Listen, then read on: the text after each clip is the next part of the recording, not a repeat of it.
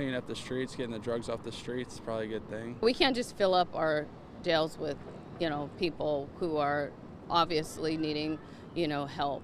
I don't think it's fixing the problem. I think it's fixing the symptom. House Bill 4002 finally went into effect Sunday, a new law that partially rolled back parts of Measure 110. That measure was approved in 2020, decriminalizing small amounts of hard drugs like cocaine, heroin, and fentanyl, with the only punishment being a fine. But after increased drug use, especially with fentanyl, Governor Tina Kotek signed the bill, rolling back parts of the law and making hard drug possession a crime once again. When it was decriminalized,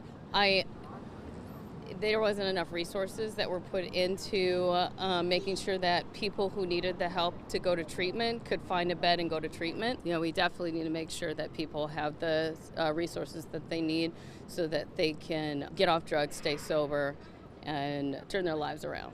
This time, counties will have their own deflection programs meant to offer drug users the chance to avoid jail time by opting into treatment. For example, anyone found with hard drugs in Multnomah County will be handcuffed while police check for outstanding warrants. If they don't have any, they could be offered deflection. However, the county's deflection center isn't ready yet, and in the meantime, the county plans to use a mobile outreach team.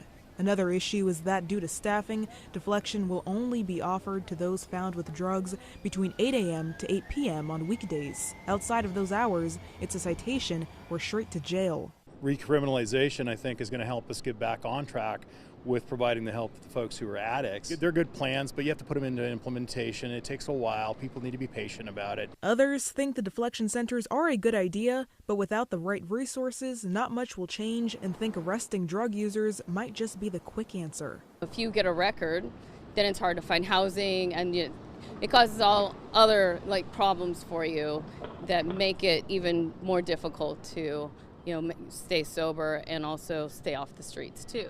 Meanwhile, officials with public transportation like TriMet believe it's a good move and think it will help law enforcement better address issues with the drug crisis. This new tool gives us an ability to actually go out there and work with our law enforcement personnel to increase penalties out there on the system.